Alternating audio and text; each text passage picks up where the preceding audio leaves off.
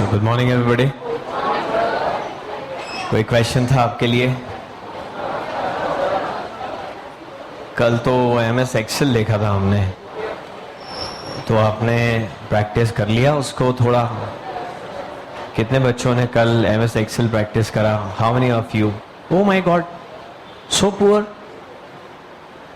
बस बाकी बच्चों ने क्यों नहीं किया? टाइम नहीं मिला, कंप्यूटर नहीं है। और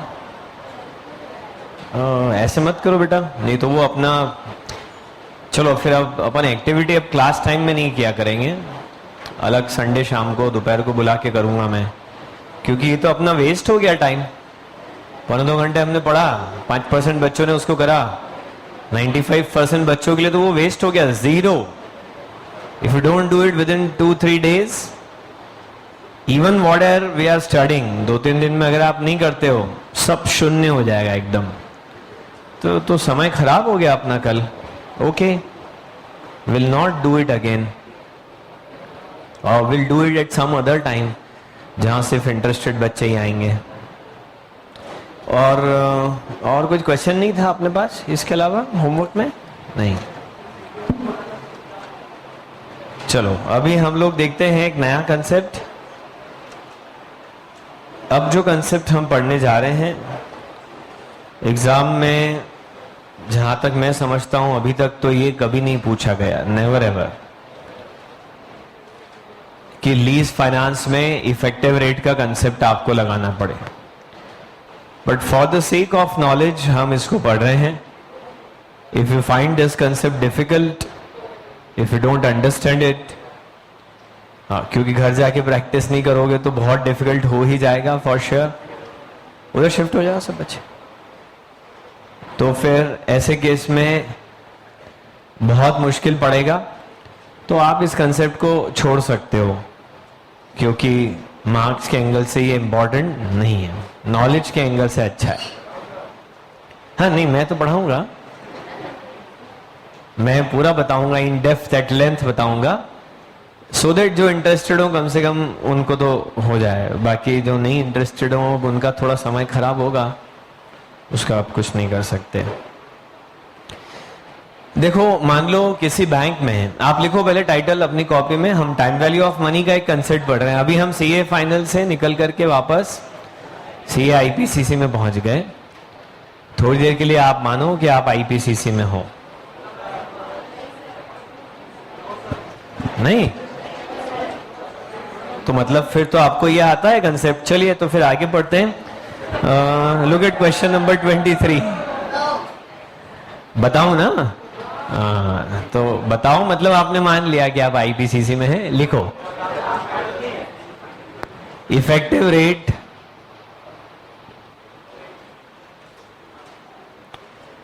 versus nominal rate, effective rate versus nominal rate.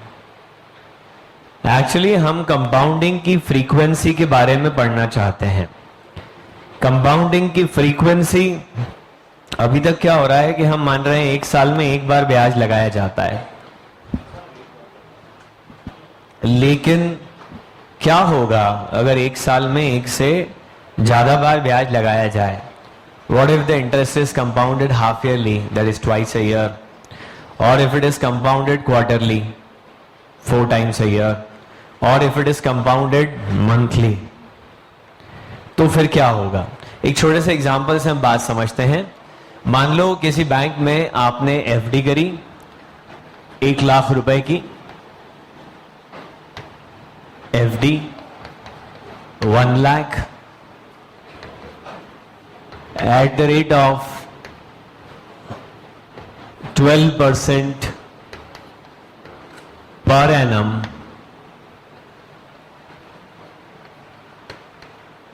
compounded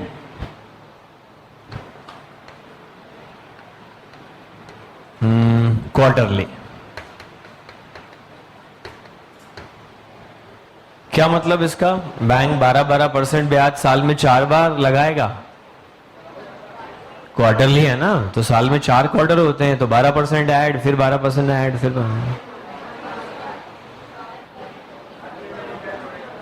क्या करेगा फिर बैंक? साल में एक ही बार 12% लगाएगा। क्या करेगा? सबसे पहले इस ईयरली रेट को क्वार्टरली रेट में कन्वर्ट करेगा। कितना हुआ क्वार्टर का रेट? सॉरी 3%। तो 3% के रेट को साल में 4 बार लगाया जाएगा। अब 3% 4 बार लगाओ तो भी वही 12 हुआ, और 12% एक बार लगाओ तो भी वही 12 हुआ। Does it make a difference? Yes, for sure. अगर आप 3% लगाएंगे तो न केवल आपको प्रिंसिपल पर इंटरेस्ट मिलेगा, बल्कि साल के बीच में आपको इंटरेस्ट पर भी इंटरेस्ट मिलेगा। प्रिंसिपल पर इंटरेस्ट और इंटरेस्ट पे इंटरेस्ट, ऐसे करके और कंपाउंडिंग होगी। 12% पर एनम कंपाउंडेड क्वार्टरली है, तो अब यहां 3% प्लस कर देते हैं। जरा 1 लाख का 3% बताइए। 3000। तो कितना आ जाता है? 1,03,000। फिर इस पर प्लस 3% कर दीजिए, तो कितना? इसका 3% कितना पहले तो बताओ। 30। अब ना केवल आपको प्रिंसिपल पर इंटरेस्ट मिला, बल्कि इंटरेस्ट 3,000 रुपए के इंटरेस्ट पर भी 90 रुपीज का इंटरेस्ट मिल गया। तो ये 1,06,090। फिर उसके बाद में फिर 3%, 3,183। आप देखें पहले 3,000 था, फिर 3,090 हुआ, फिर 3,183 हो गया, क्योंकि अब आपको इस 3,000 पे भी इंटरेस्ट मिल रहा है और फिर इस 3,090 पर भी इंटरेस्ट मिल रहा है। तो कितना हो गया? 1,09,200। फिर इसका 3%, 3,278। 1,12,551।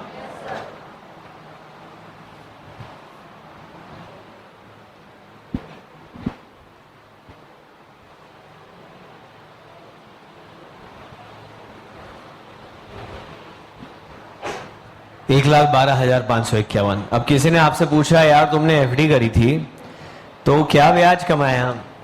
तो देखो आपने 12,551 रुपए का इंटरेस्ट कमाया 1 लाख रुपए पर, तो इफेक्टिवली आपने कितना कमा लिया?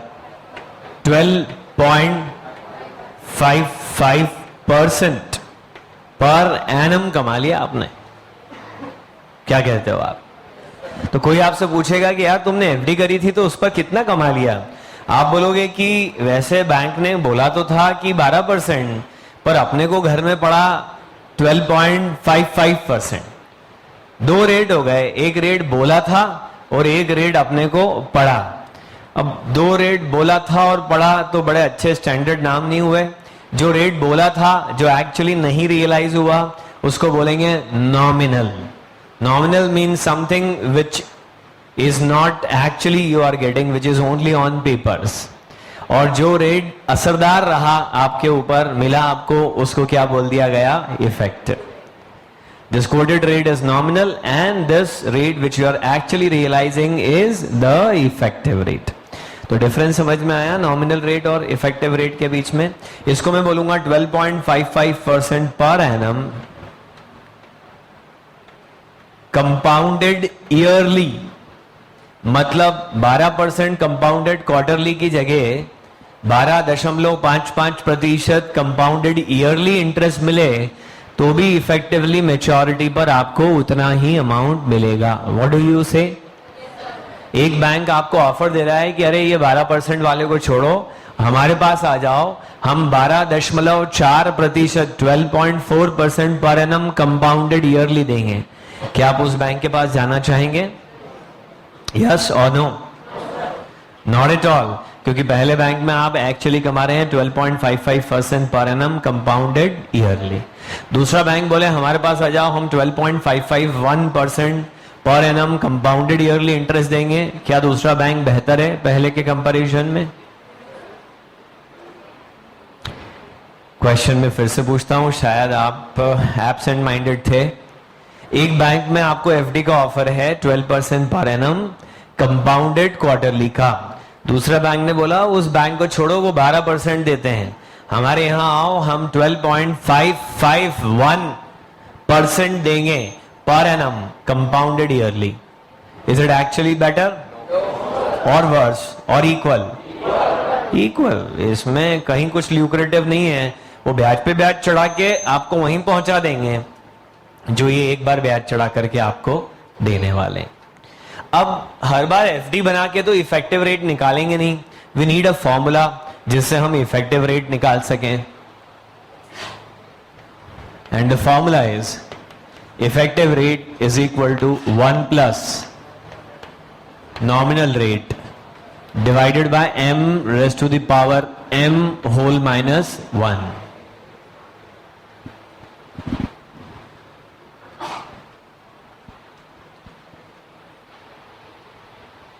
How many of you have joined the class from today only?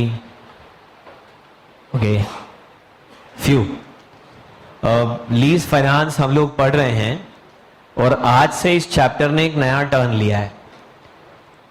आज से everybody will be at par, सबको एक साथ समझ में नहीं आएगा, तो आप बाकी लोगों की बराबरी पर ही होंगे और थोड़ा सा पेशेंस रखें तो ये वाला पोर्शन तो आपको समझ में आएगा, लेकिन जब इसको हम अप्लाई करने जाएंगे तब थोड़ा कम समझ में आएगा। But remain seated in the class. ज्यादा से ज्यादा 3-4 दिन के टाइम पीरियड में will enter into a fresh chapter, पूरी तरह से अलग एक चैप्टर में हम एंटर कर जाएंगे, या तो डिविडेंड पॉलिसी या मर्जर, एज द केस में भी देख लेंगे वो हम। तब तक आप बैठे रहें और सुनते रहें, और इसलिए नहीं बैठे कि आपको सब समझ में आएगा, बल्कि इसलिए बैठे हैं कि आप थोड़ा सा फेमिलियर हो जाओगे मेरे साथ में। जो बच्चे आज आए वो मुझसे पहली बार पढ़ रहे हैं, ऐसे भी हैं क्या? हाथ उठाएं। आज ही आए और मुझसे पहली बार पढ़ रहे हैं, वाह, आप तो रहने दो। ओके, तो आप मुझसे पहली बार पढ़ रहे हो तो थोड़ा सा मुझसे फेमिलियर होने में आपको समय लग सकता है ना, तो इन 3-4 दिन को इसी के लिए यूज करो आप। जैसे कि आप मुझसे, मतलब इट हैपेंस। मेरा एक पर्सनल एक्सपीरियंस बताऊं, एक पर्टिकुलर, मैं कोई नाम नहीं कोट करूंगा, एक पर्टिकुलर रेडियो चैनल पर एक पर्टिकुलर रेडियो जॉकी की वॉइस से मुझे इतनी चिढ़ थी कि मैं अपनी कार में जा रहा हूं और जैसे ही उस पर्टिकुलर आरजे की वॉइस आती मैं तुरंत चैनल चेंज करता। इतनी बेकार आवाज लगती थी मुझे, मतलब कि अरे यार व्हाट इज दिस नॉनसेंस, इसको सुनो तो दिमाग खराब हो जाता है। कई बार नई चैनल बदल पाते हैं, ठीक है, ड्राइव कर रहे हैं, सामने ट्रैफिक है इंदौर में, तो आप जानते ही हो कि 1 सेकंड आप चूके और कोई घुस गया आपके अंदर आकर के, तो सुनना पड़ जाता। धीरे धीरे धीरे धीरे धीरे धीरे I get used to it, और अब मुझे चैनल बदलने की जरूरत नहीं पड़ती है, बल्कि I enjoy that voice now. तो ऐसे अगर मैं आपको बहुत इरिटेटिंग सा, अजीब सा लग रहा हूं, ऐसे 2 सिंग लग रहे हो, बड़े दांत ड्रैक्युला टाइप का या ड्रैगन भी लग रहा हूं ना, तो थोड़े दिन में आपको मेरी आदत पड़ जाएगी। खैर उतना बुरा मैं नहीं हूं, थोड़ा कम बुरा हूं। So it's like that, take it as an opportunity कि आपके पास 3-4 दिन अपने आप को एडजस्ट करने के लिए हैं और फिर नया चैप्टर स्टार्ट हो जाएगा। हाँ जी, ये ER क्या है? इफेक्टिव रेट, और ये NR क्या है? Nominal rate. M का मतलब लिख लो आप, frequency of compounding.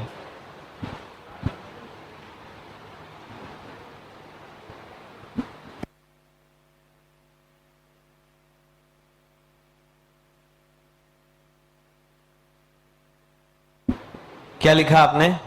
M is equal to frequency of compounding. M को और एक तरह से भी लिख सकते हो, M equal to number of times, M equal to number of times interest is compounded, number of times interest is compounded in a year.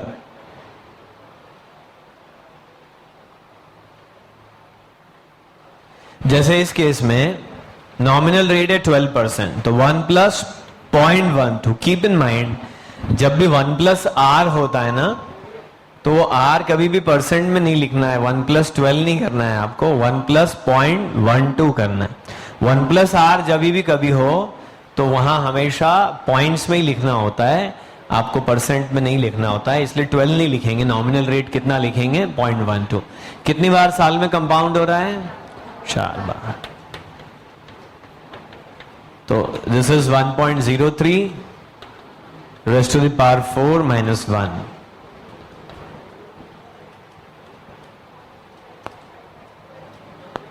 Is it 0.1255? So that is 12.55%. चलो एक टेबल को आप क्विकली फिलअप करके बताइए मुझे। मैं लिख रहा हूं M और आपको निकालना है इसके लिए इफेक्टिव रेट, और नॉमिनल रेट है मान लो सपोज 10%। नॉमिनल रेट 10% है, M1 2 4 12 है। आपको फिल इन द ब्लैंक्स करना है, इफेक्टिव रेट लिखना है।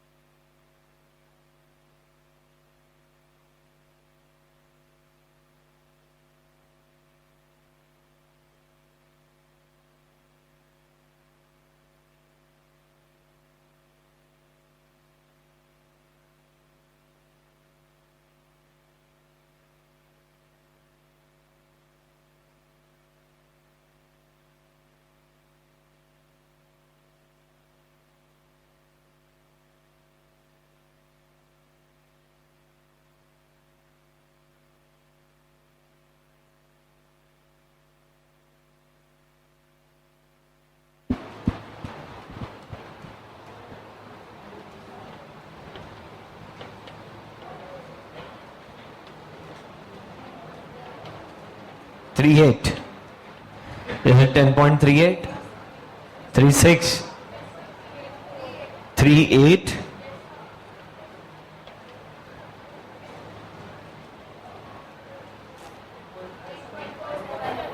10 point?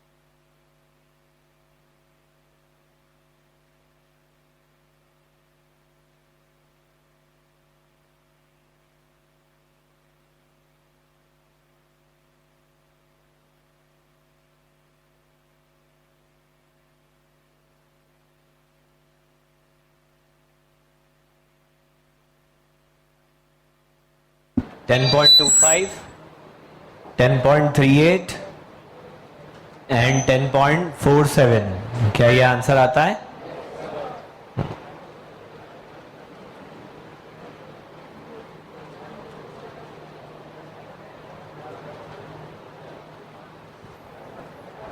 इत्मीनान से चेक कर लें सब लोग। जैसे ये 12% वाला है, कितना आसान है। सबसे पहले आप टाइप करेंगे 0.10। चलो मेरे साथ करो एक बार। 0.10 टाइप करो, डिवाइडेड बाय 12 करो, +1 कर दो। अब इसकी पावर कितनी करनी है? 12। तो एक बार इंटू प्रेस करो, और कितनी बार इक्वल टू प्रेस करोगे? 11 टाइम्स, 11 बार इक्वल टू प्रेस करो।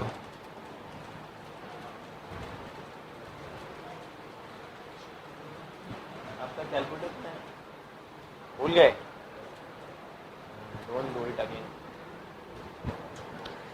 -1 कर दो फाइनल आंसर में से।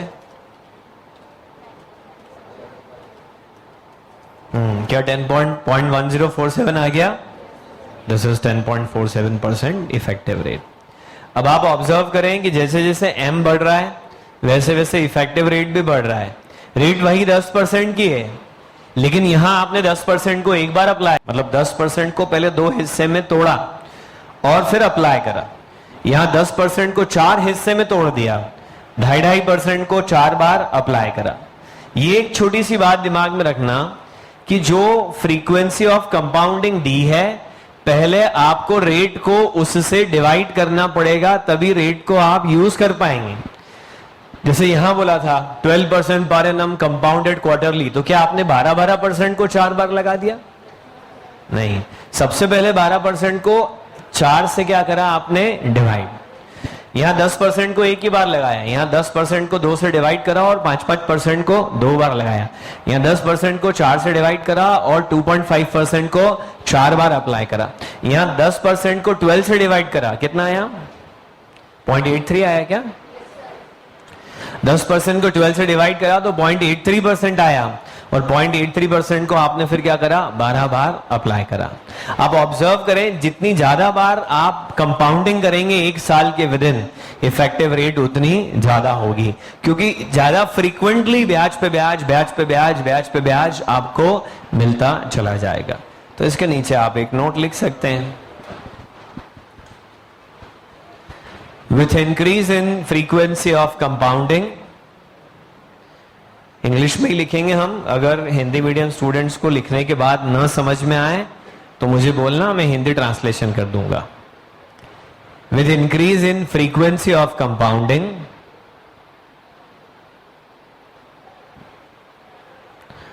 effective rate increases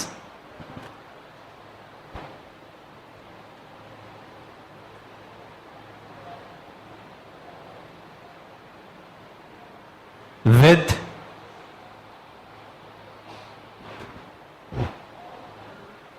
increase in effective rate increases but at a reducing rate, but at a reducing rate, increases but at a reducing rate। increase तो हो रही है, 10 से जंप करके 10.25 हो गई, तो 25 बेसिस पॉइंट बढ़ी। क्या आप बेसिस पॉइंट समझते हैं? कितने बच्चे बेसिस पॉइंट समझते हैं? How many of you? Raise your hand. चलो बाकी सबको मैं बताता हूं। 100 basis point is equal to 1%। क्या आप ये पहले से जानते थे? हाउ मेनी ऑफ यू पहले से जानते थे?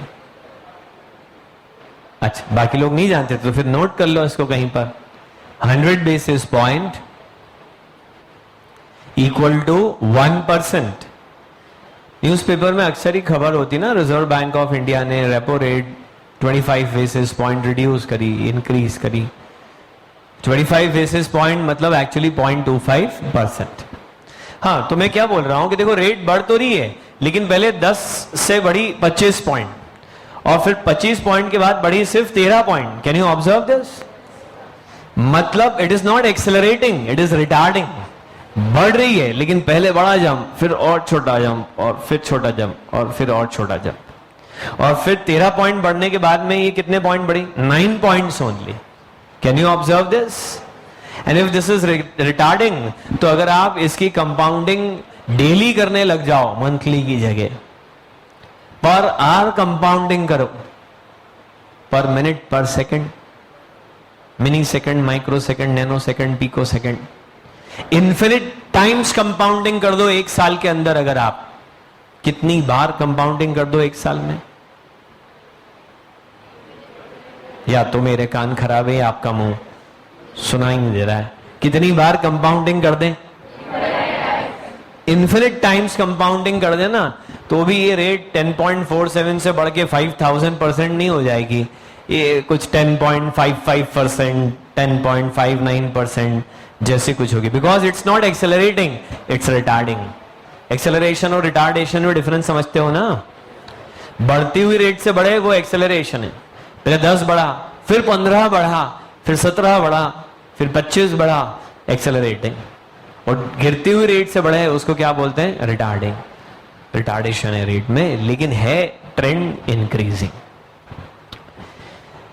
अच्छा, अब एक सवाल आया कि अगर एग्जाम में क्वेश्चन में कोई रेट दिया हो तो कैसे रिकॉग्नाइज किया जाए कि ये इफेक्टिव रेट है या नॉमिनल रेट। लिखो, how to recognise the rate.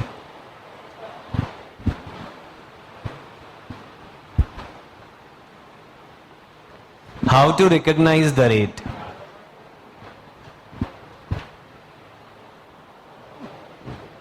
आप लिखें, if the rate given in question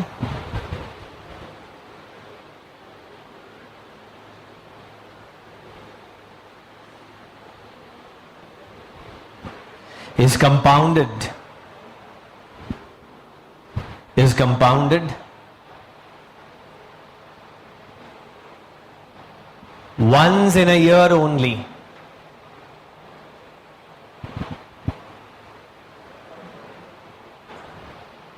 rate given in the question is compounded once in a year only, then it is the effective rate. Then it is the effective rate.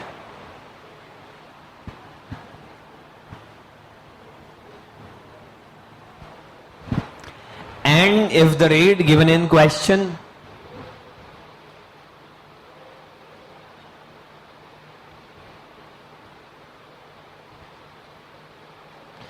is compounded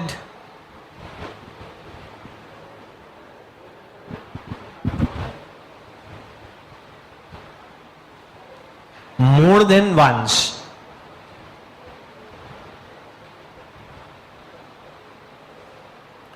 is compounded more than once in a year. More than once in a year मतलब half yearly compounding क्या मोर than once इन है? More than once है, और quarterly है, monthly है, उससे छोटा भी कुछ है, वो सब क्या है? More than once in a year. If the rate compound given in the question is compounded more than once in a year, then it is the nominal rate.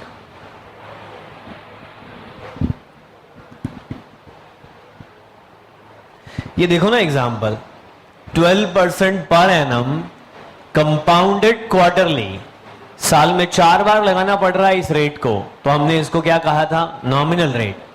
और फिर इसी को फॉर्मूला में रखा या चार्ट बना के देखा तो 12.55% पर एनम कंपाउंडेड ईयरली, साल में सिर्फ कितनी बार लग रहा है? एक बार. तो इसको हमने क्या बोला? इफेक्टिव. जो एक बार में अपना असर कर जाए वो इफेक्टिव. जो बार बार लगाना पड़े तब जाके असर करे वो कैसा? नॉमिनल. एक बार क्लास पढ़ ली आपने, फिर दूसरी बार क्लास पढ़ी, फिर तीसरी बार क्लास पढ़ी, तब जाके कंसेप्ट दिमाग में बैठा आपके, नॉमिनल. एक बार क्लास पढ़ी, अच्छे से पढ़ी, जिंदगी भर के लिए कंसेप्ट दिमाग में परमानेंट बैठ गया, उसको क्या बोलेंगे? इफेक्टिव. सर दर्द हो रहा है, सुबह दोपहर शाम 3 गोली खा ली आपने, तब जाके थोड़ी राहत मिली, नॉमिनल. एक गोली खाई और सर दर्द ठीक हो गया, तो उसको क्या बोलेंगे? इफेक्टिव. जो एक बार में अपना असर कर जाए, याद रखने का तरीका बता रहा हूं, डेफिनेशन नहीं है. जो एक बार में असर कर जाए इफेक्टिव, जो बार बार लगाना पड़े वो नॉमिनल. कितना सिंपल टेस्ट है. If any rate given in the question is compounded more than once in a year, it means it is the nominal rate. If it is compounded only once in a year, it means it is the effective rate. That simple. Sir question silent. Discounting rate is 12% per annum, full stop. Then it is left to your assumption. जब कोई बात specify नहीं की जाए तो फिर जो आपको अच्छा लगे वो समझ लो आप. तो सर हम कैसे समझें? मामले की परिस्थितियों के हिसाब से. पापा बाथरूम में हैं और वहां से आवाज लगा रहे हैं जल्दी पानी लेके आ, और आपके घर में गीजर नहीं है, गैस पे पानी गर्म होता है, तो सर्कमस्टांसेस डिक्टेट कर रही है कि वो नहाने का पानी मंगवा रहे. और वो ड्राइंग रूम में मेहमानों के साथ बैठे हैं और वो बोले बेटा पानी लेके आओ और तपेला उनके सिर पे ले जाके रख दो, गड़बड़ हो जाएगी। सर्कमस्टांसेस डिक्टेट कर रही है कि वो पीने का पानी मंगवा रहे, सर्कमस्टांसेस के हिसाब से, या जो अपने को आसान पड़े उसके हिसाब से, वैसा भी ले सकते हो। क्वेश्चन साइलेंट है ना, जो अपने को इजी पड़े। अजम्पशन हमेशा ऐसा लो जिससे अपने लिए काम आसान हो जाए, न कि उल्टे मुश्किल हो जाए। आई रिपीट, जब अच्छा अजम्पशन सिर्फ तब लेते हैं जब क्वेश्चन साइलेंट। पहली बात, क्वेश्चन डिक्टेट करे, फॉलो इट। दूसरी बात, क्वेश्चन साइलेंट है, टेक योर ओन अजम्पशन। तीसरी बात, अजम्पशन ऐसा लो जिससे आपका रास्ता आसान हो जाए, न कि मुश्किल। क्वेश्चन साइलेंट मिले, interest rate is 12% per annum, full stop, तो आपका जो मन पड़े वो मान लो। चाहो तो compounded quarterly, compounded half yearly, compounded yearly. अगर आपने कंपाउंडेड ईयरली मान लिया तो फिर ये रेट कैसा है पीछे, कंपाउंडेड ईयरली मान लिया तो इफेक्टिव, और अगर आपने इसको कंपाउंडेड क्वार्टरली मान लिया तो, और कंपाउंडेड हाफ ईयरली मान लिया तो, अरे तो क्वार्टरली भी नॉमिनल और हाफ ईयर भी नॉमिनल। हाँ, more than once in year कुछ भी है तो वो क्या है, नॉमिनल। रेट पहचानना सिखा रहे हो सर, पर एक बात तो बताओ कि हम प्रेजेंट वैल्यू निकालने के लिए इनमें से कौन सा रेट यूज करें, इफेक्टिव रेट या नॉमिनल रेट? वोट कर लेते हैं चलो आज। डिस्काउंटिंग करने के लिए, प्रेजेंट वैल्यू निकालने के लिए, फ्यूचर वैल्यू निकालने के लिए कितने बच्चे बोलते हैं कि इफेक्टिव रेट यूज किया जाना चाहिए? हाउ मेनी ऑफ यू से कि नॉमिनल रेट यूज किया जाना चाहिए? Okay, how many of you say it depends on the information given in the question, and this is the right answer. लिखो, title है which rate to use.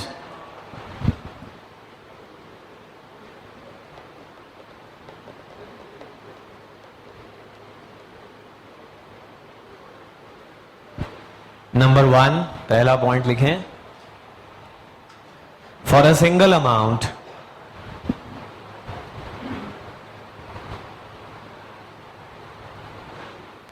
both effective and nominal rates, for a single amount both effective and nominal rates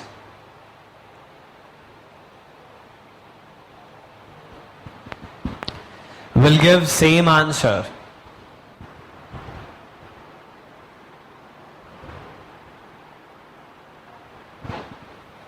Effective and nominal rates will give same answer.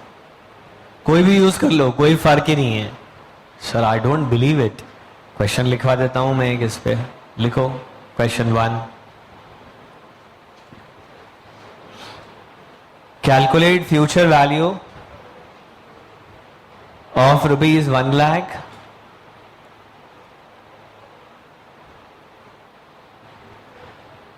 After 3 years if the nominal rate is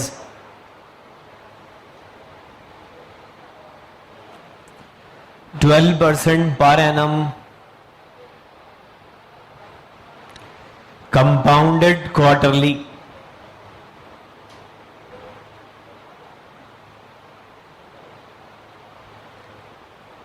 मैंने आपको एक दिन पहले भी कहा, आज repeat कर रहा हूं, लाइफ में हमेशा बेसिक चीजों की स्ट्रेंथनिंग पर काफी समय डिवोट करना चाहिए, जल्दी नहीं करनी चाहिए। बेसिक्स पर खूब टाइम डिवोट करो। बुरा लगता है वो, मेरे लिए तो और भी बुरा है। आप लोग तो बड़े टारगेट लेकर के आए हो, इतने टाइम में इतना सिलेबस खत्म, उसमें से पेपर आना चाहिए, उसमें से हमको पास होना चाहिए, और हम पढ़ेंगे नहीं सर, एक शर्त हो रहे, उसमें से रिजल्ट देख के बताओ तो माने आप में दम है। इतना शॉर्ट साइटेड आते हो आप लोग कि ऐसे में आपको कुछ भी चीज की स्ट्रेंथनिंग करवाना मतलब अपने पैर पे कुल्हाड़ी मारना है, लेकिन आपके लॉन्ग टर्म के लिए वो बहुत अच्छा है। ये कंसेप्ट ऐसा है जो बड़ी बड़ी फाइनेंशियल पोजीशन पे बैठे हुए लोग भी इसमें कंफ्यूज हो जाते हैं इफेक्टिव और नॉमिनल रेट में, क्योंकि इस पे टाइम डिवोट नहीं किया जाता है। इसकी क्लैरिटी पे टाइम डिवोट करो। मैं अपनी तरफ से कर रहा हूं प्रीशियस टाइम, आप भी अपनी तरफ से घर पर और प्रैक्टिस किया करो, सो दैट आगे इस पे बेस्ड कोई क्वेश्चन बने आप हमेशा उसको सही कर सको। हाँ, if the nominal rate is 12% per annum compounded quarterly, ऐसा लिखा, and effective rate is 12.551% per annum. दोनों ही पर एनम है, क्योंकि रेट को एक्सप्रेस हमेशा 12.551% पर एनम, रेट को हमेशा पर एनम ही एक्सप्रेस किया जाता है। ये चलन है, रिवाज है, ये कस्टम है। 12.55% per annum compounded yearly, compounded yearly.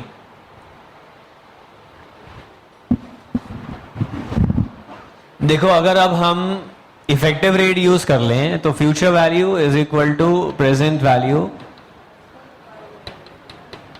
Into 1 plus r raised to the power n. Formula पता है ना फ्यूचर वैल्यू का, सिंगल अमाउंट का। Future value is equal to present value into 1 plus r to the power N.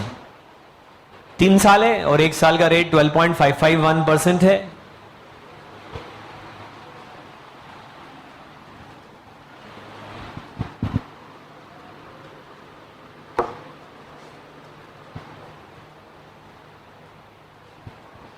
Can you answer quickly? 1,42,577 है, ठीक है, 580। अब मैं नॉमिनल रेट से अगर निकालूंगा तो वो रेट तो क्वार्टरली यूज होगी, उसको 12% 3 बार नहीं लगा सकते, क्योंकि वो रेट ही कैसी है, 12% कंपाउंडेड क्वार्टरली। ये छोटी सी बात को समझना, कंपाउंडेड क्वार्टरली लिखा है तो आप डायरेक्ट 12 लगाने का आपको कोई हक नहीं है। पहले इसको किस में कन्वर्ट करना पड़ेगा, क्वार्टरली। तो कितना होगा, 3%। और उस 3% को फिर कितने क्वार्टर है 3 साल में, 4 क्वार्टर। नहीं, 1 साल में 4 है तो 3 साल में कितने, 12 क्वार्टर है। 1.03 क्वार्टर का रेट। अगर यहां ईयर का रेट है तो ऊपर नंबर ऑफ ईयर्स है, अगर यहां क्वार्टर का रेट है तो ऊपर नंबर ऑफ क्वार्टर्स हैं।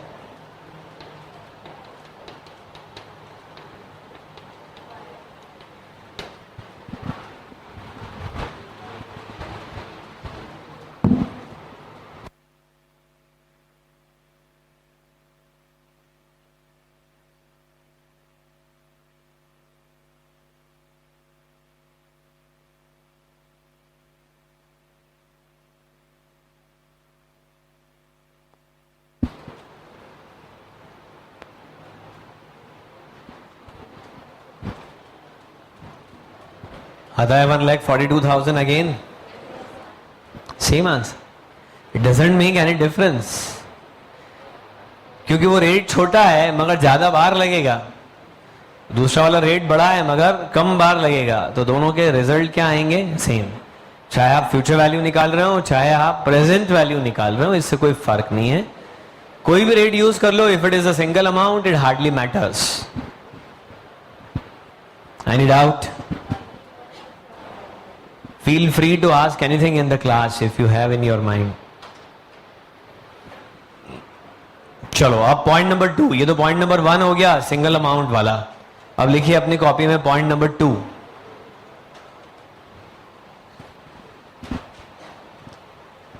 In case of annuity, मतलब अब सिंगल अमाउंट नहीं है, सीरीज है, फिर वो एन्यूटी हो, एन्यूटी ड्यू हो, डेफर्ड एन्यूटी हो, परपेचुइटी हो, एन्यूटी फैमिली का कुछ भी हो। In case of annuity, frequency of compounding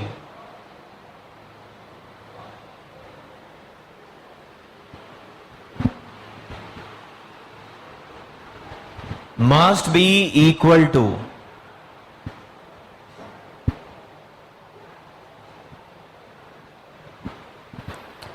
frequency of installments.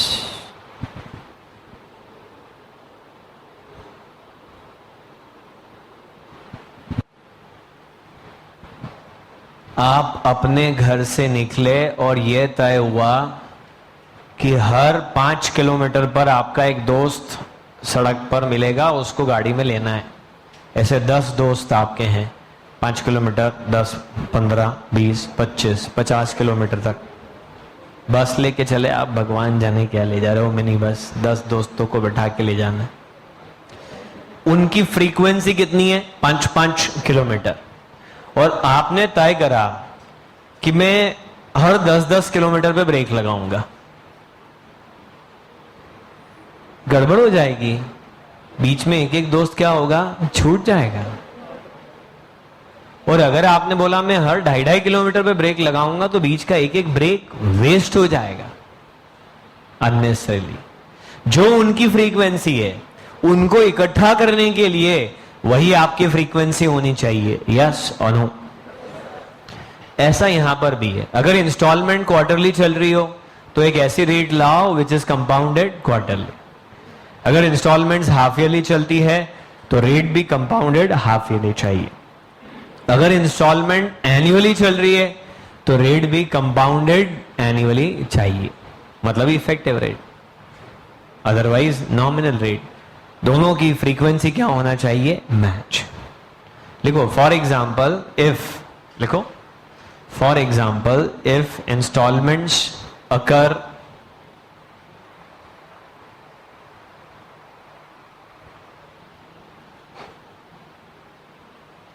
if installments occur quarterly,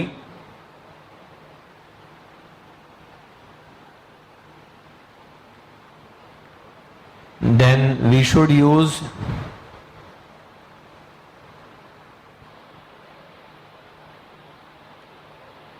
quarterly compounded rate. Then we should use quarterly compounded rate.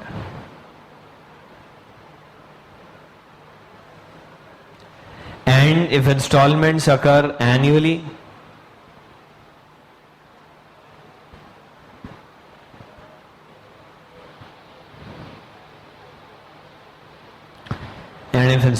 occur annually, then we should use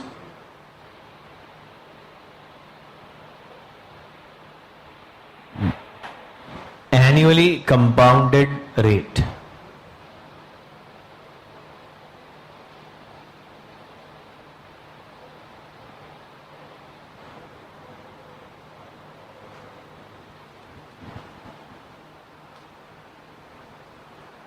That's simple. और अगर rate जैसी चाहिए वैसी नहीं दी है फिर क्या करें? इंस्टॉलमेंट को चेंज कर लें अकॉर्डिंगली। इंस्टॉलमेंट हम कहां से चेंज करेंगे? तो जहां से आ रही है वैसी आएगी वो। तो हम किसको चेंज कर लेंगे? रेट को चेंज कर लेंगे। अगर रेडियो में गाने सुनना है तो आपके रेडियो की फ्रीक्वेंसी ट्रांसमिशन की फ्रीक्वेंसी से मैच होना चाहिए ना। वो गाने बजा रहे हैं 98.3 पर और आप तो बोले नहीं मैं 99.45 लगा के बैठूंगा, आने तो आए गाने, नहीं तो मच्छरों की आवाज सुनूंगा। किसको एडजस्ट कर सकते हो? उनको कि अपने आप? आप ट्यून इन कर सकते हो। वहां फोन लगा के बोलो मैं 99 लगा के बैठा हूं, आ जाओ चुपचाप इस पे। उसको मत चेंज करो, वो डिफिकल्ट है। अपनी फ्रीक्वेंसी को चेंज कर लो, वो आसान है। क्वेश्चन लिखो।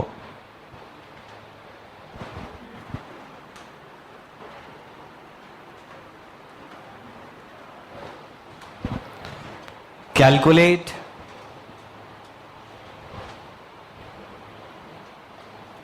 present value of quarterly annuity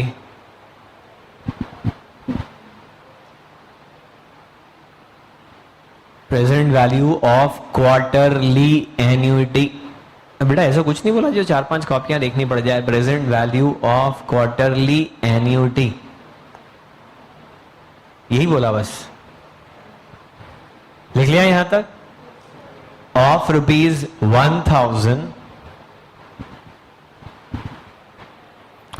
for 5 years.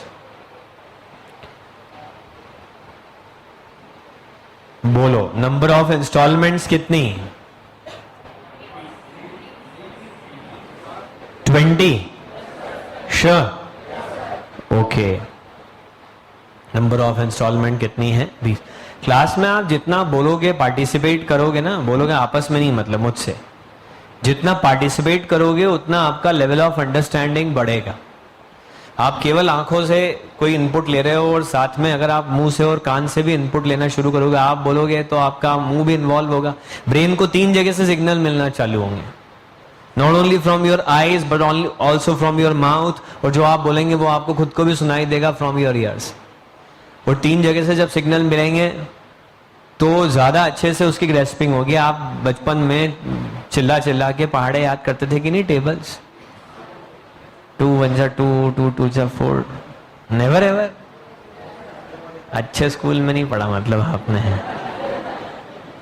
बोल बोल करके याद करना, याद करने की अच्छी टेक्निक होती है. हालांकि उसमें एनर्जी वेस्ट होती है, लेकिन एक से ज्यादा तरीके से ब्रेन अप्रोच होता है और आप ज्यादा इन्वॉल्व होते हैं उसमें और ज्यादा अच्छे से समझ में आता है. इसलिए पार्टिसिपेट इन द क्लास. कहीं आप कैलकुलेशन तो नहीं कर रहे हैं, मैं बोलूंगा तो मेरी 25 कैलोरी बर्न हो जाएगी तो मेरी एनपीवी नेगेटिव हो जाएगी, सर कौन सा खिला रहा है मेरे को कुछ. Please get involve in the class. Okay. 5 साल में कितने क्वार्टर होते हैं? 20 क्वार्टर है. तो 20 इंस्टॉलमेंट है 1000 रुपए की. अभी ये रेट लिखा है क्या मैंने डिस्काउंटिंग की? लिखो लिखो डिस्काउंटिंग रेट. फुल स्टॉप लगा के आगे लिखें. Discounting rate is 15% per annum.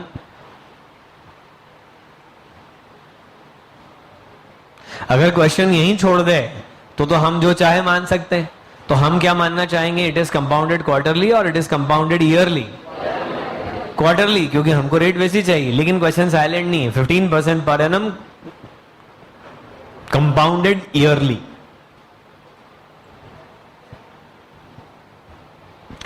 %15 per annum compounded yearly.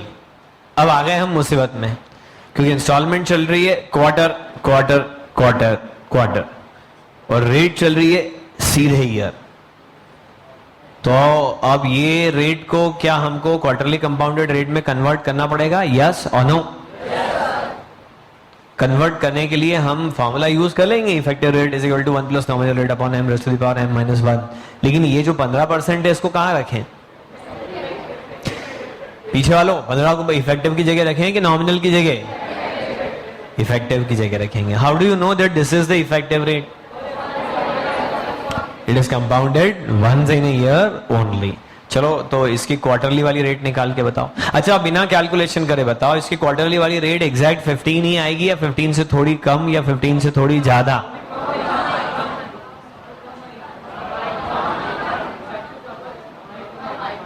$15 से थोड़ी कम, क्योंकि नॉमिनल रेट छोटी होती है और इफेक्टिव रेट बड़ी होती है. निकालिए.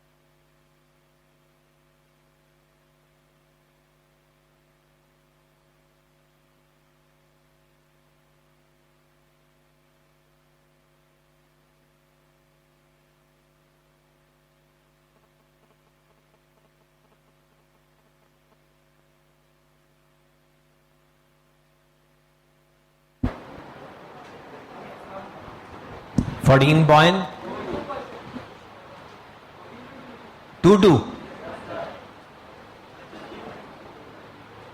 देखिए आसान है.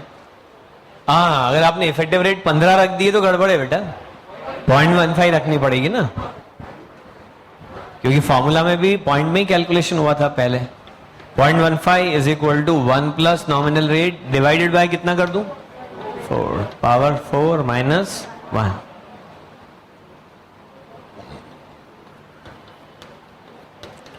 वन 1.15, ये पावर 4 उधर जाके हो जाएगी power 1/4 is equal to 1 plus NR/4। Solve करेंगे तो nominal rate 14 point, are you sure, 22%।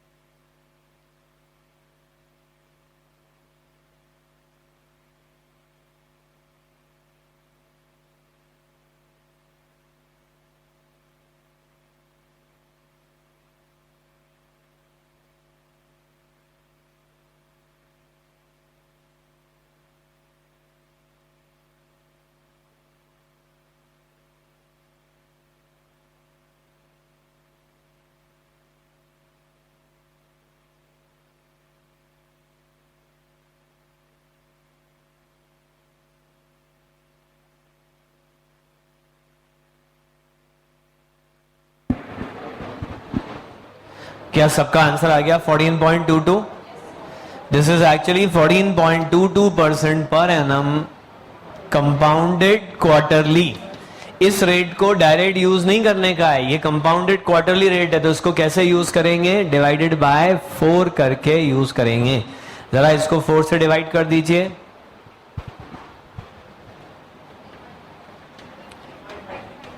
Three 3.56 कर दूं? 3.56%। ये रेट ऑफ इंटरेस्ट है, नंबर ऑफ इंस्टॉलमेंट्स 20 है, अमाउंट ऑफ वन इंस्टॉलमेंट 1000 रुपए है, 1000 रुपए की क्वार्टरली इंस्टॉलमेंट है, 20 क्वार्टर्स हैं, और क्वार्टरली रेट कितनी आ गई? 3.56%। अरे सर, जब 4 से ही डिवाइड करना था तो 15% को ही कर लेते हैं। अरे बेटा, 15% तो कंपाउंडेड एनुअली है, वो साल में एक ही बार लगती है, उसको 4 से डिवाइड करके 4 बार नहीं लगाया जा सकता। 14.22% पर एनम कंपाउंडेड क्वार्टरली है, इसको 4 से डिवाइड करके फिर 4 बार लगाया जाता है। चलो, ये डेटा से प्रेजेंट वैल्यू ऑफ एन्युटी निकाल लो।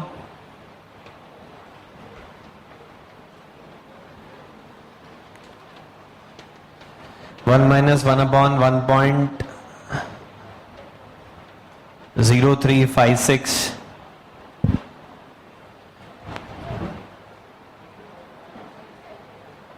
Rest to the power 20 upon 0.0356 कितना? 20,000, 14,126, 36। सब लोग जरा आराम से चेक कर लें।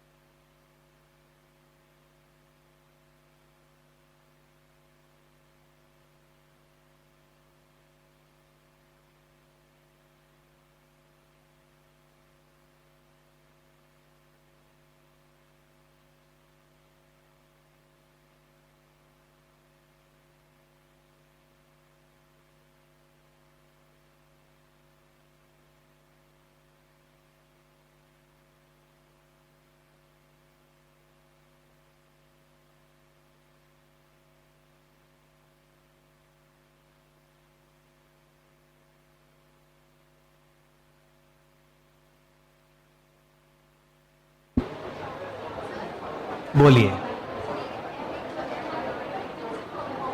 m मतलब फ्रीक्वेंसी ऑफ कंपाउंडिंग है, बिल्कुल सही। यहां m20 कर दिया आपने। नहीं बेटा, इफेक्टिव रेट और नॉमिनल रेट m बताता है कि एक साल के अंदर कितनी बार कंपाउंडिंग होगी, और वो जो 20 है वो तो नंबर ऑफ इंस्टॉलमेंट्स हैं। m बताता है एक साल में कितनी बार ब्याज पे ब्याज चढ़ाया जाएगा। क्या एक साल में 20 बार ब्याज चढ़ाएंगे हम? नहीं ना। लिखा था ना, m is number of times interest is compounded in a year. तो m20 नहीं होगा, m कितना होगा? 4। बोलिए। 1.15 की पावर 1/4 कैसे करेंगे? टाइप करिए कैलकुलेटर पे 1.15 और 2 बार अंडर रूट प्रेस करिए, क्योंकि एक बार अंडर रूट प्रेस करने से पावर 1/2 होता है और दूसरी बार प्रेस करने से पावर 1/4। ओके, और तीसरी बार प्रेस करने से क्या हो जाएगा? पावर 1/8, और चौथी बार प्रेस करने से 1/16। सर ये तो पावर 1/4 आया है, कहीं पावर 1/12 आया होता तो क्या करते? मैंने institute of chartered accountants of India को एक लेटर लिखा है आप लोगों के बिहाफ पे। आप तो लिखते नहीं हो कभी कि ये हमारी इंस्टीट्यूट क्यों ऑर्डिनरी कैलकुलेटर्स में इतने नुस्खे निकालती है। कई सेंटर्स पर कई बच्चों के कैलकुलेटर अक्सर जब्त हो जाते हैं कि तुम्हारे इसमें टैक्स प्लस का बटन है, टैक्स माइनस है, तुम्हारे इसमें MU है, तुम्हारे इसमें 100 मेमोरी चेक है, तुम्हारे इसमें ये F4320A का स्विच करने वाला 5/4 का ये इस तरह का स्विच करने वाला बटन है। ऐसे अलग अलग ग्राउंड्स पर कैलकुलेटर डिनाई हो जाते हैं।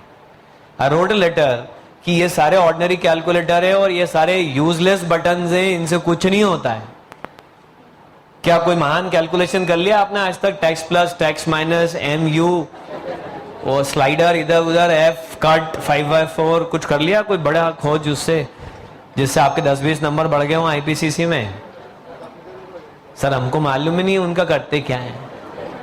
वो तो सिटीजन ने या जो भी नकली असली कंपनी ने बटन लगा दिए तो आ गए साथ में, क्या करो उनका। In fact I wrote a letter कि फाइनेंशियल कैलकुलेटर अलाउ होना चाहिए जिसमें एक स्विच पे NPV निकल के आती है, एक स्विच पे सीधे IRR निकल के आता है, जिसमें लोन अमोर्टाइजेशन टेबल रेडीमेड बन जाता है। वो कैलकुलेटर अलाउ होना चाहिए। थोड़ा महंगा आता है वो, मगर वो अलाउ होना चाहिए, क्योंकि आपकी कंप्यूटेशनल एबिलिटी को नहीं चेक करना है। चेक ये करना है कि आप कितने एनालिटिकल हैं, कि जो आंसर आया उस पर आप कितना बेहतर कमेंट कर सकते हैं कि व्हाट इज दिस। वो चेक होना चाहिए। अब देखो वो कहां तक एक्सेप्ट होता है नहीं होता है, बट एटलीस्ट आई ट्राइड। कोशिश तो करते ही रहना चाहिए, कुछ हो चाहे नहीं हो। तो अभी तो जब तक वो नहीं होता है तब तक तो पावर 1/12 आपको इसी कैलकुलेटर पे करनी पड़ेगी। फाइनेंशियल कैलकुलेटर्स आपको अलाउ नहीं है। आपको मालूम है अलग जैसे साइंटिफिक कैलकुलेटर आते हैं ना, वो तो देखा होगा कभी, वैसे सेपरेट फाइनेंशियल कैलकुलेटर्स भी आते हैं। NPV, IRR, future value, present value, loan amortisation table, permutation, combination, सब कैलकुलेट हो जाता है उसके ऊपर। हाँ, MS एक्सेल में तो खैर हो ही सकता है, पर मैं तो एग्जाम पॉइंट ऑफ व्यू से बात कर रहा था कि एग्जाम में ऐसा कैलकुलेटर लागू होना चाहिए। तब तक के लिए अगर पावर 1/12 आ जाए तो 1000 बार पढ़ा है आपने, कैसे करना? फिर एक बार बताऊं, 1001 हो जाएगा। और क्या है, सुन लो। कितने बच्चे चाहते हैं कि पावर, ये तो बेटा क्या है कि आपने M4 रखा है। अगर ये M4 रखने की जगह 12 होता तो यहां पे पावर क्या आती फिर? 1/12। तो कितने बच्चों को करते आते ही अपने ऑर्डिनरी कैलकुलेटर पे पावर 1/12? लो 10%। तो फिर नहीं बताऊं ना, ऑब्वियसली, तो फिर तो बताना ही पड़ेगा। लिखो how to do power 1/n।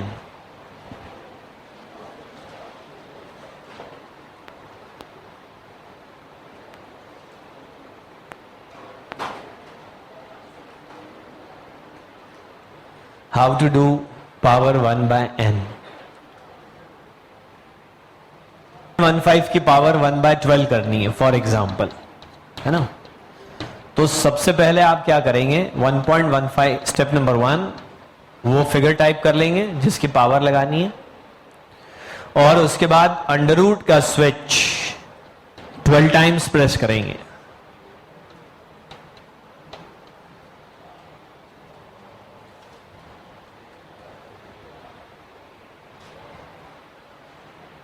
Curiosity इस बात को कहते हैं कि बच्चे के दिमाग में आए कि why 12 times, why not 13, why not 11, क्योंकि सर पावर 1/12 करनी है। नहीं नहीं नहीं नहीं नहीं, नो, पावर 1/5 भी करनी होगी, 1/7 भी करनी होगी, 1/9 भी करनी होगी, तो अंडर रूट को 12 ही बार प्रेस करना है। जैसे ही मैंने इधर 12 टाइम्स बोला, या आपने जब सीपीटी आईपीसीसी में भी ये पढ़ा था, आई एम क्वाइट श्योर कि आपके दिमाग में सवाल आया कि वाई 12। कितने बच्चों के दिमाग में ये सवाल जेन्युइनली आया था कि अरे ये 12 टाइम्स ही क्यों? Have you tried to get the answer? Google it and you will get the answer. Google पे मिलेगा आंसर आपको। IIN हो चाहे एयरटेल का भी चलेगा, जरूरी नहीं आइडिया का ही हो, वोडाफोन, डोकोमो सब चलेगा।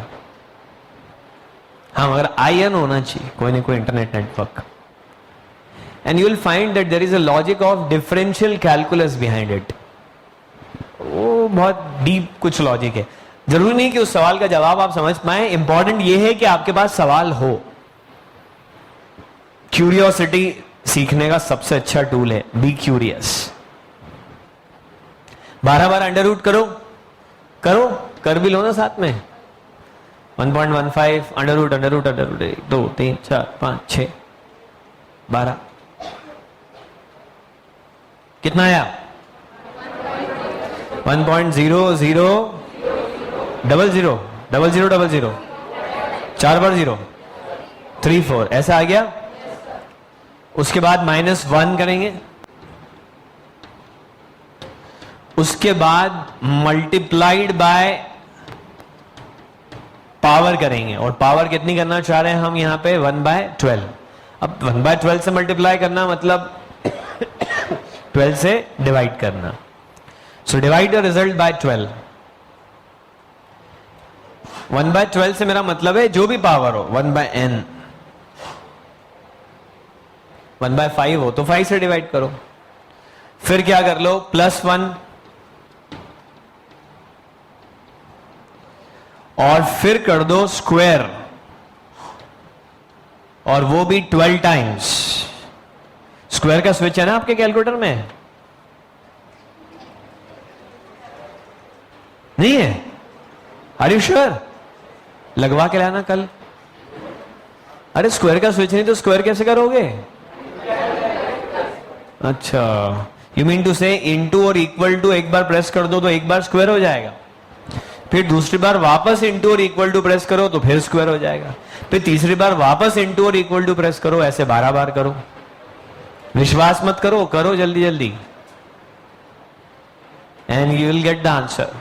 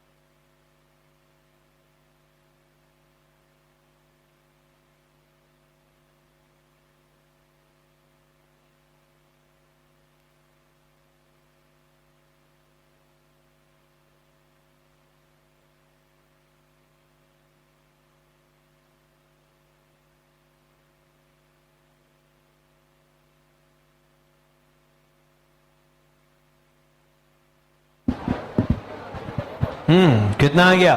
1.0117 ऐसा।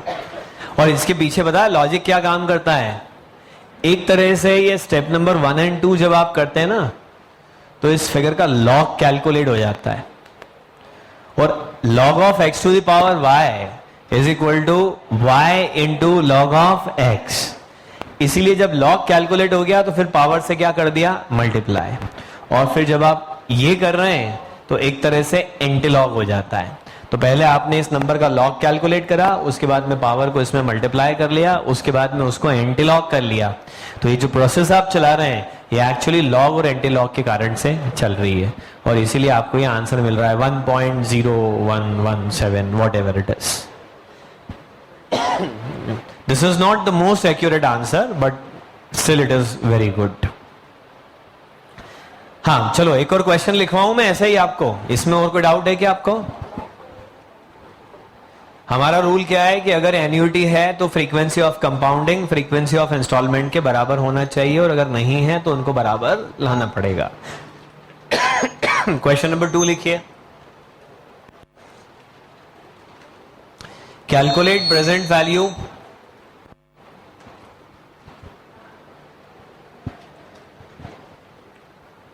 Of yearly annuity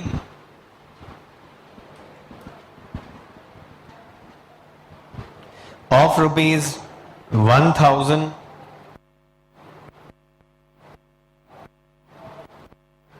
for 5 years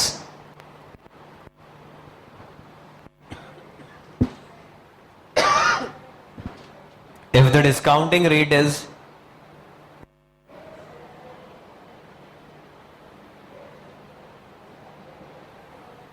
13%,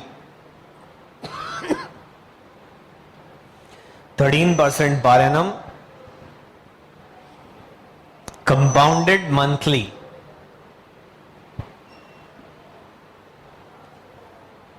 कोशिश करो सॉल्व करने की।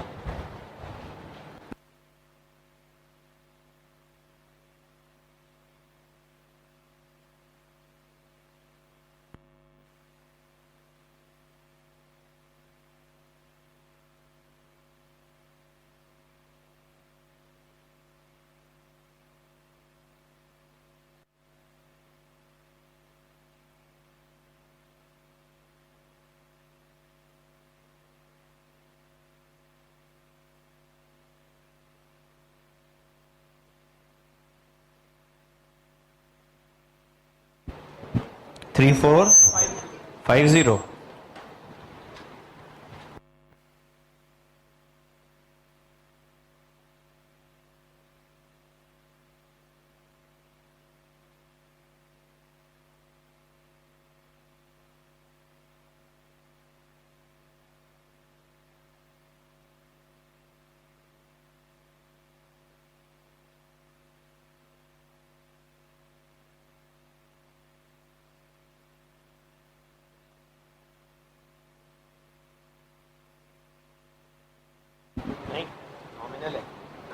अब देखो प्रॉब्लम क्या है कि इंस्टॉलमेंट तो साल में एक बार है क्या साल में एक बार? अरे लिखा ना आपने ईयरली एन्युटी, तो इसलिए रेट भी कैसी होनी चाहिए, ईयरली कंपाउंडेड। लेकिन रेट कैसे दी है, मंथली कंपाउंडेड। तो हमको मंथली कंपाउंडेड को किस में कन्वर्ट करना पड़ेगा, ईयरली कंपाउंडेड में। मंथली कंपाउंडेड दिए मतलब वो नॉमिनल है कि इफेक्टिव है, नॉमिनल है। और ईयरली कंपाउंडेड निकालना है मतलब नॉमिनल निकालना है कि इफेक्टिव, इफेक्टिव निकालो। 13.80%।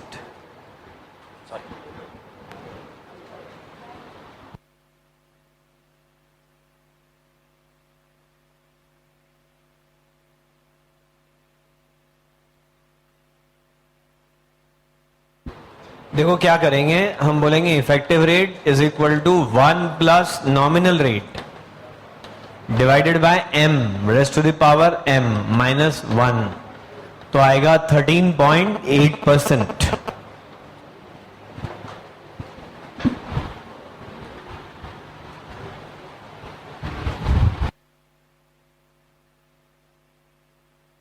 ये हुआ 13.8% पर एनम कंपाउंडेड ईयरली, ये साल में एक बार वाली रेट आ गई। बस अब इसको लगा के 5 साल की एन्युटी की प्रेजेंट वैल्यू निकाल दो।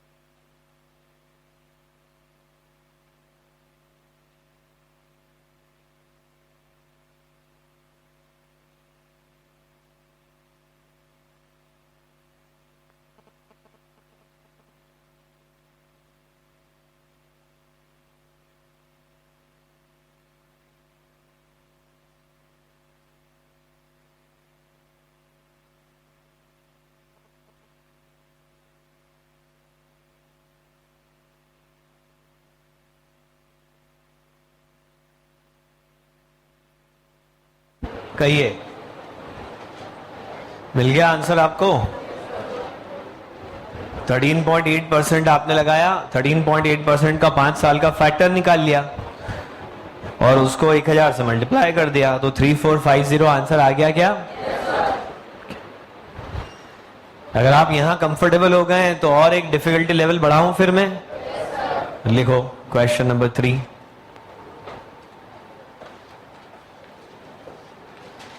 Calculate present value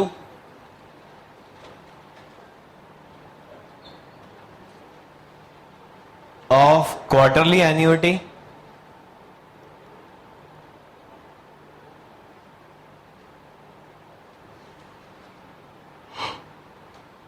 of rupees 5,000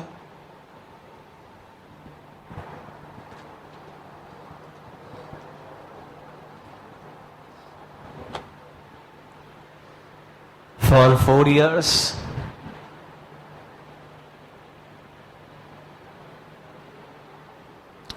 if the discounting rate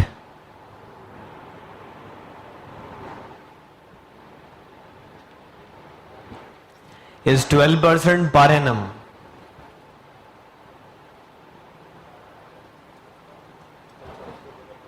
compounded half yearly। Solve करो।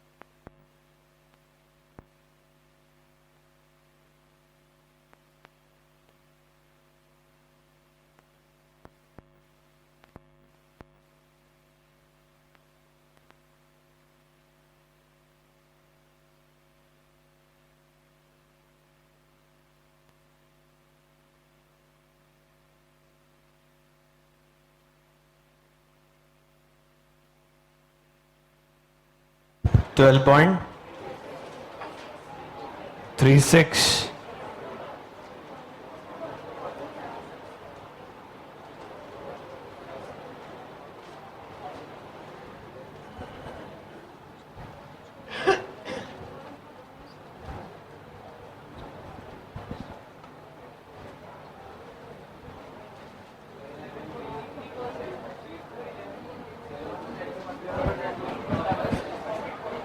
11 point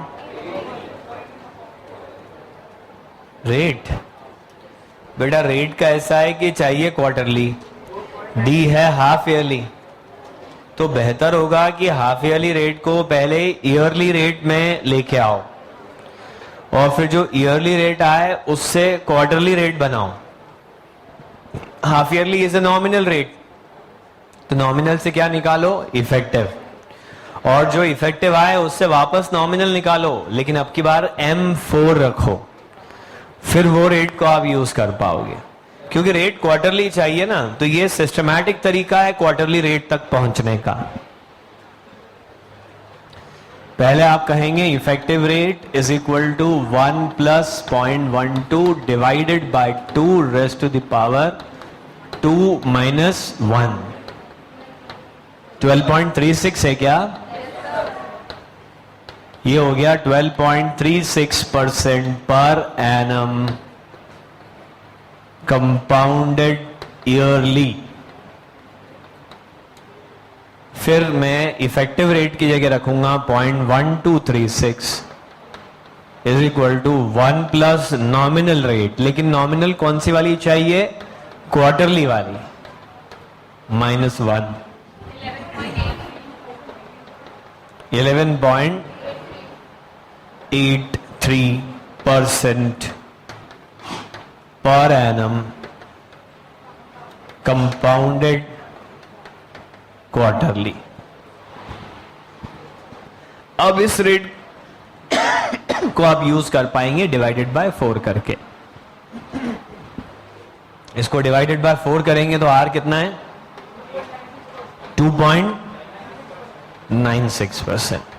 4 साल में 16 क्वार्टर हो जाएंगे और एक इंस्टॉलमेंट कितने की, 5000। बस तो लगा देंगे प्रेजेंट वैल्यू ऑफ एन्युटी का formula, A into 1 minus 1/1 plus R to the power N divided by R।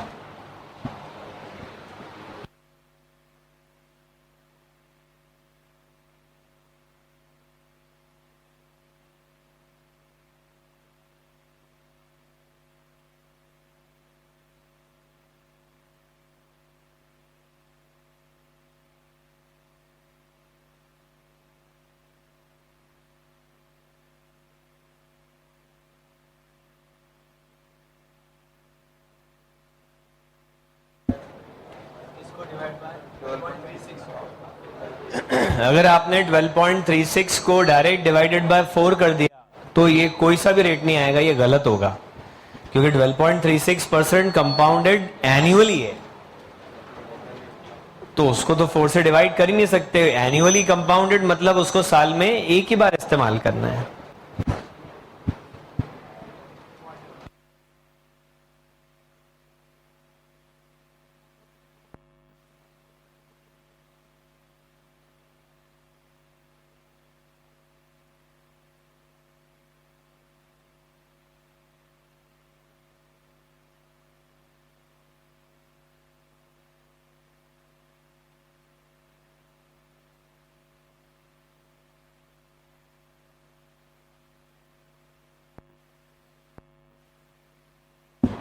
जी हाँ, 2.96% को क्या बोलेंगे, दिस इज 2.96% पर क्वार्टर।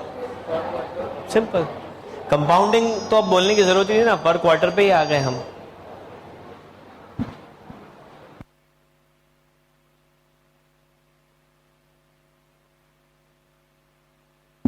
चलो बहुत सारे लेवल अप हो गए, अब इनके प्रैक्टिस के लिए आप क्वेश्चन लिख लो, सो दैट आपको थोड़ा इसमें कॉन्फिडेंस आए।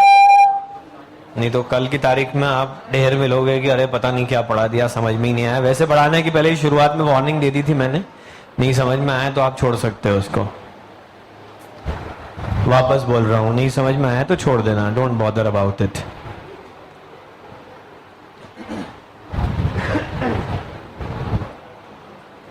आपने वो करेक्टेड प्रैक्टिस मैनुअल के क्वेश्चन करके देखे ना, तो उसमें कहाँ आया ऐसा कोई क्वेश्चन था इफेक्टिव और नॉमिनल रेट का। हाँ, उसका क्या हुआ, वो तो आपने बहुत मंडे को बोला था तो मंडे नहीं हुआ और ट्यूसडे हो गया आज, और आज भी नाम नहीं लिया आपने, तो उसका करके लाए हो आप। कितने बच्चों ने कर लिए क्वेश्चन करेक्टेड प्रैक्टिस मैनुअल के? आधे बेटा, अभी भी आधे। एक फाइनल टाइम दे रहा हूं मैं, day after tomorrow every single copy will be checked and you should have done all the questions. परसों मुझे करेक्टेड प्रैक्टिस मैनुअल के लीज फाइनेंस के सारे क्वेश्चन आपकी कॉपी में चाहिए। अब इसके बाद और कोई तारीख पे तारीख नहीं बढ़ेगी, ये फाइनल तारीख है और इस दिन जजमेंट हो जाएगा। Corrected practice manual day after tomorrow. Corrected practice manual is available at photocopy shop. चलिए जी, आप लिखें जरा 2-3 क्वेश्चन अपने प्रैक्टिस के लिए। Calculate present value. Question number 1 homework. Calculate present value of quarterly annuity of ₹5,000।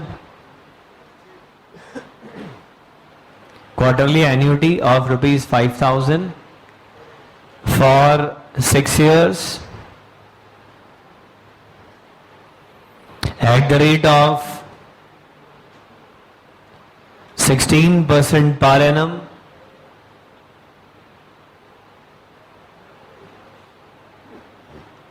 compounded yearly.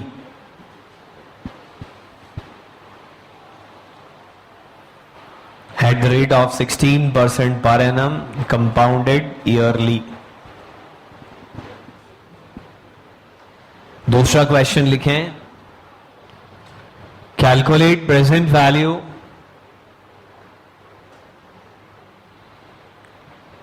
Of yearly annuity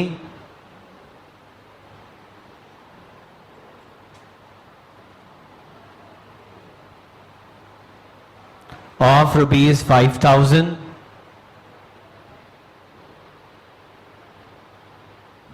for 5 years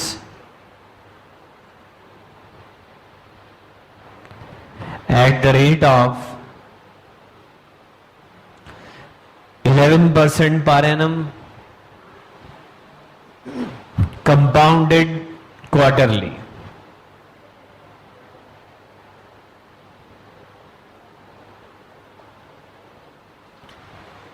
चलो हम एक कदम आगे बढ़ें और अब हम कुछ उल्टा करें कि फ्रीक्वेंसी ऑफ कंपाउंडिंग को तो चेंज ना करें, वो जो है उसको वही रहने दें, इंस्टॉलमेंट्स को चेंज कर दें।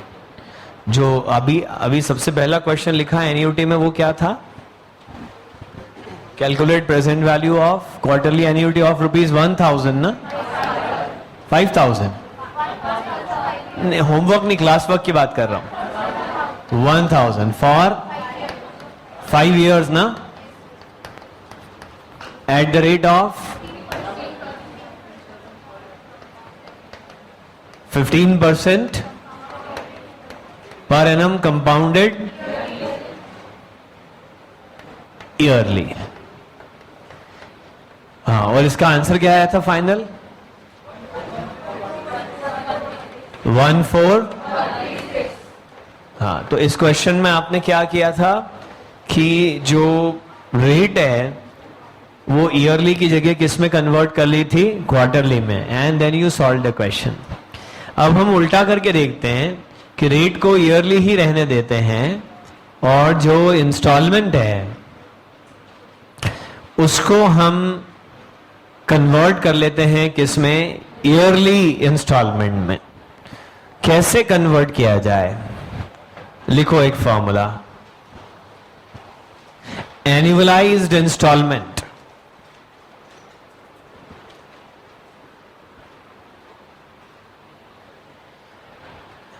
annualized installment is equal to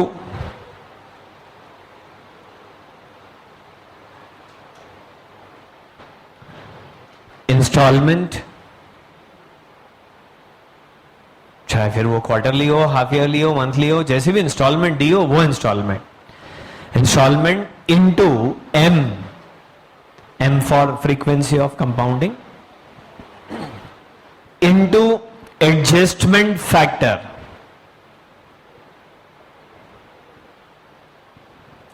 जैसे इस क्वेश्चन में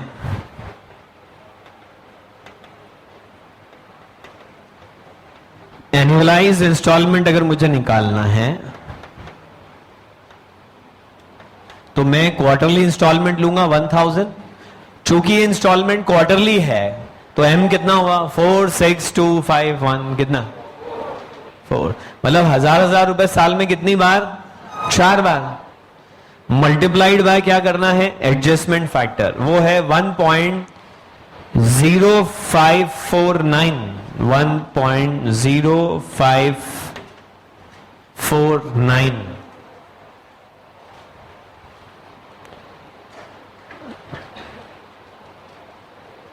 $14.22% था ना इसमें नॉमिनल रेट, श्योर ना? तो एनुअलाइज इंस्टॉलमेंट आ गई 4,220 रुपए लगभग।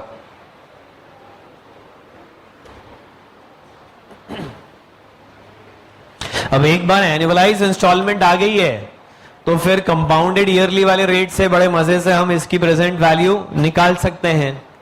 कैसे निकालेंगे? Present value of annuity is equal to amount of one installment 4,220 into 15% का discounting factor 1 - 1/1.15 raise to the power 5 साल divided by 0.15।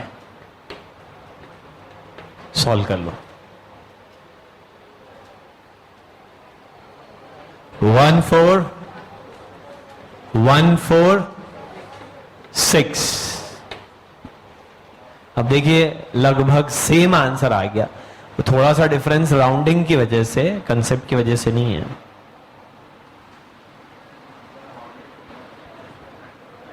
What is adjustment factor? हाँ बताता हूं।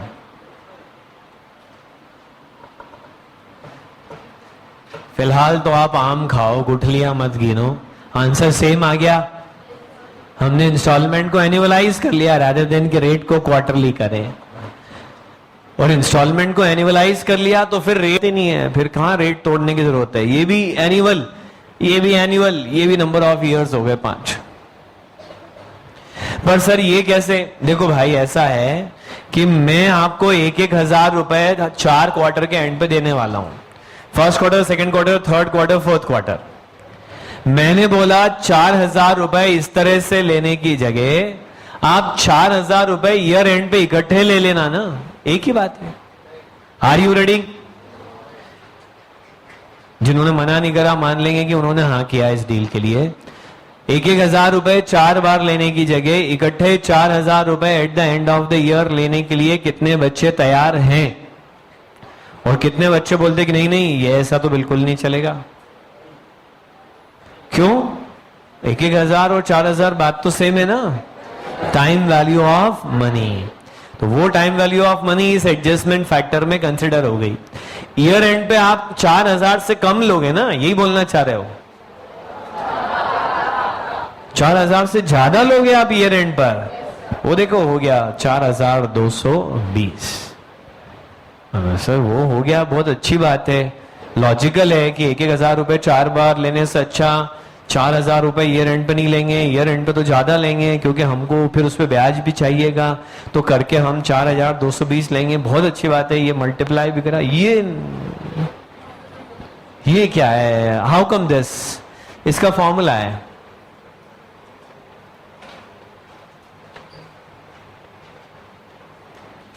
Effective rate divided bye nominal rate.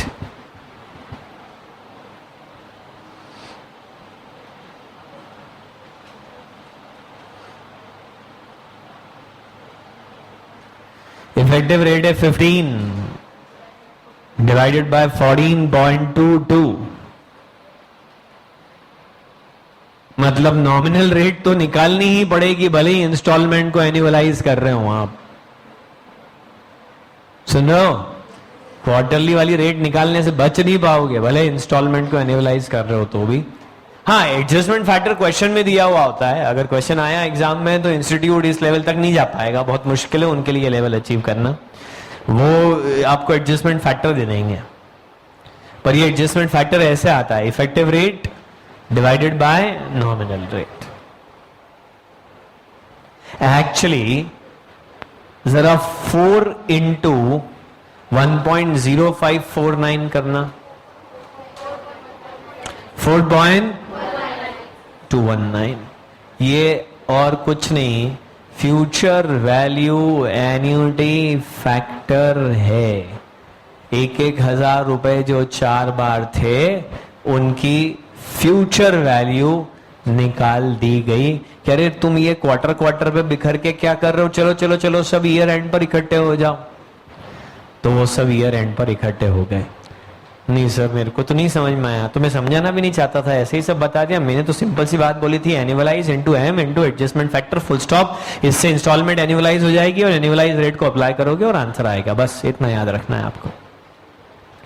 फिर भी फ्यूचर वैल्यू एन्युटी फैक्टर आपको समझना है तो आपको आना चाहिए, वो तो आईपीसीसी में आपने पढ़ा है और अभी आप मानने को भी तैयार नहीं थे कि हम आईपीसीसी में आएंगे। आईपीसीसी में 2 मिनट के लिए कि रहने दें, आ जाए। ये 14.22 से जब आपने करा था तो वो 14.22 डिवाइडेड बाय 4 करके क्या 0.0356 आया था, क्या आया था मैं भूल गया, 3.56% आया था ना।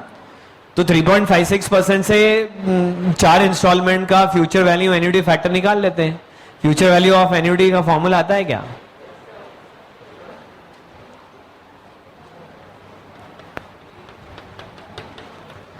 a into 1 plus r to the power n minus 1 divided by r। यहां टाइप करो 1.0356, एक बार इंटू 3 बार इक्वल टू -1 डिवाइडेड बाय 0.0356,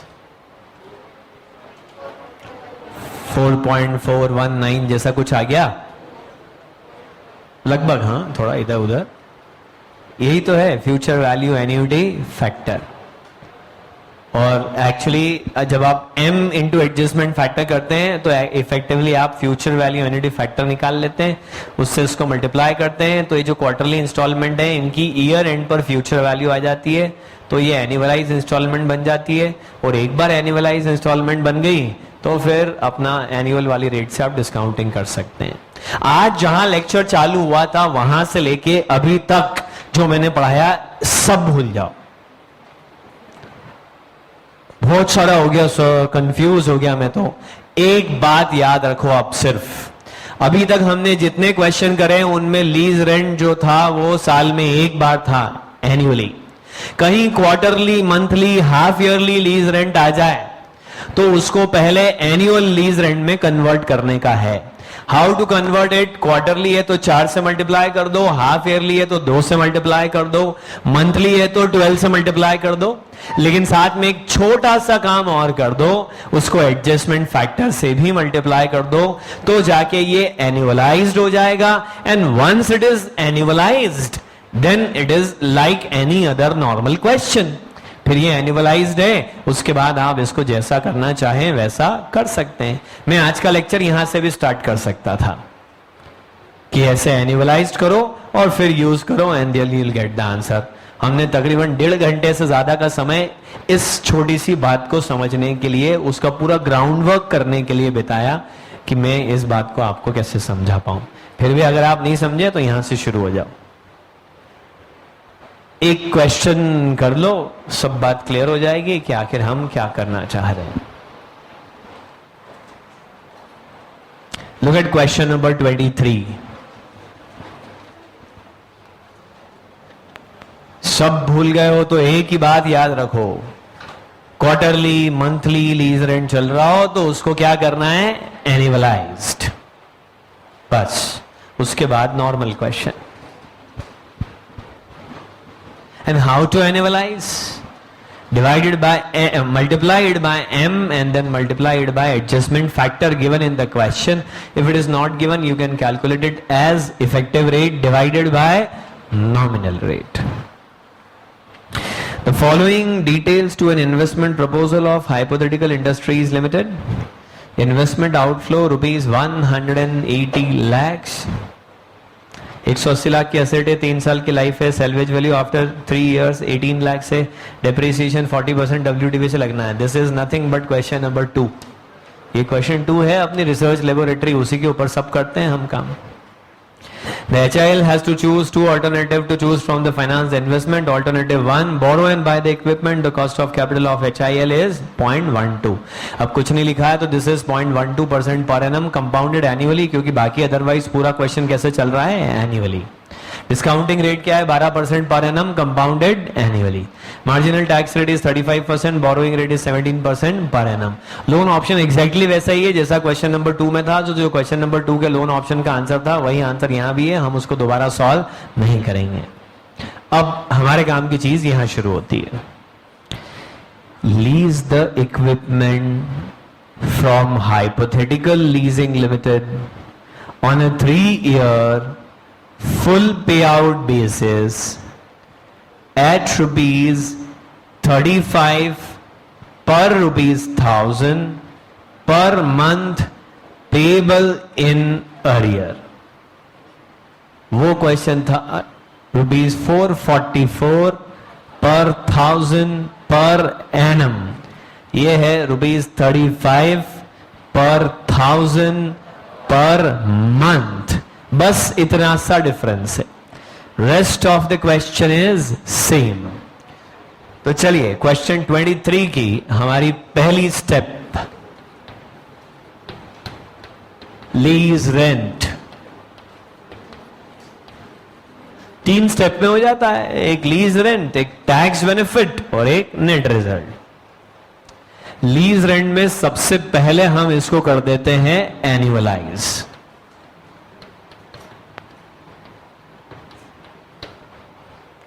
अरे उसके पहले लीज रेंट तो निकाल लें जरा. 180 लाख इंटू 35/1000 करना.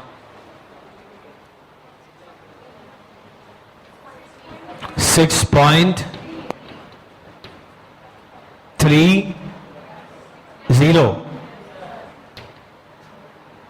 6.3 लाख पर मंथ का लीज रेंट है. इसको मल्टीप्लाई करेंगे m से. m कितना? 4, 12, 2 कितना? 12, क्योंकि ये मंथली है.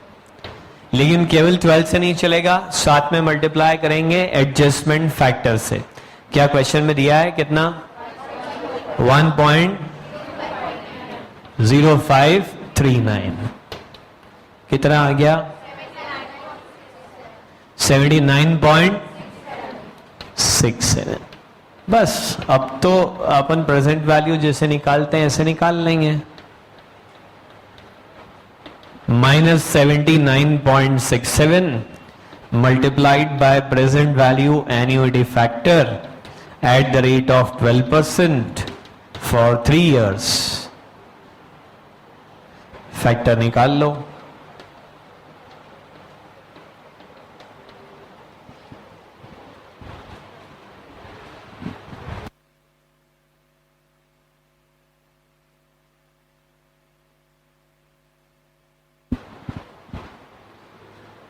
आज की पूरी कहानी का क्रक्स इतना सा है कि जितने जितने इंटरवल पे इंस्टॉलमेंट है उतने उतने पीरियड पे कंपाउंडिंग होना चाहिए. और अगर ऐसा नहीं है तो या तो रेट को एडजस्ट कर लो या तो इंस्टॉलमेंट को. अभी हम किसको एडजस्ट कर रहे हैं? इंस्टॉलमेंट को. 2.4018. बताइए कितना आता है? 190. अब एक बड़ी मजेदार चीज है टैक्स बेनिफिट.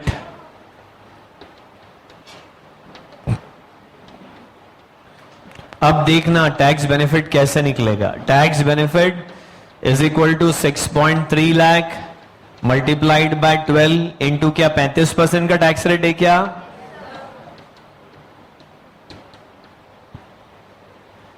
एक महीने में 6.3 का लीज रेंट दिया तो P&L में डेबिट जाएगा 6.3 मल्टीप्लाइड बाय 12.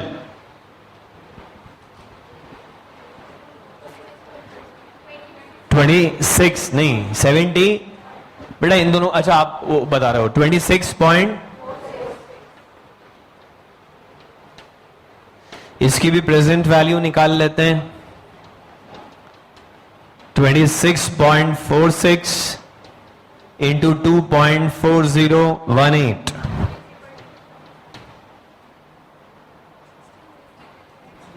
63.55 बस, और नेट कैश फ्लो निकाल देते हैं।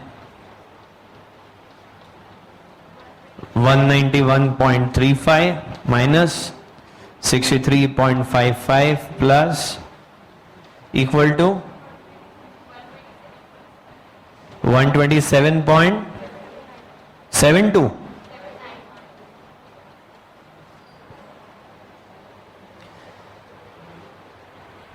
सर तो टैक्स बेनिफिट में एडजस्टमेंट फैक्टर नहीं लगाया, बताता हूं वो भी।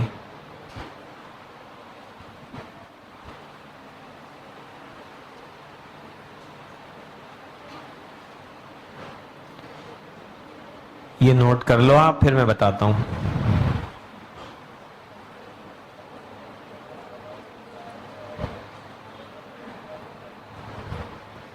बेटा income tax department time value of money consider नहीं करता है। अगर आप किराया दे रहे हैं 1,000 रुपए महीना, तो P&L में 12,000 डेबिट होगा कि 12,000 की future value of annuity debit होगी?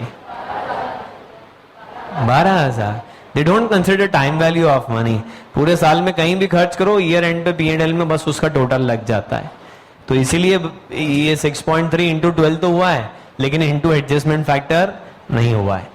टैक्स बेनिफिट को कुछ करने की जरूरत ही नहीं है, वो तो वैसे भी कहां मिलना है, ईयर एंड पर ही मिलना है, वो तो मंथली मिलना भी नहीं है।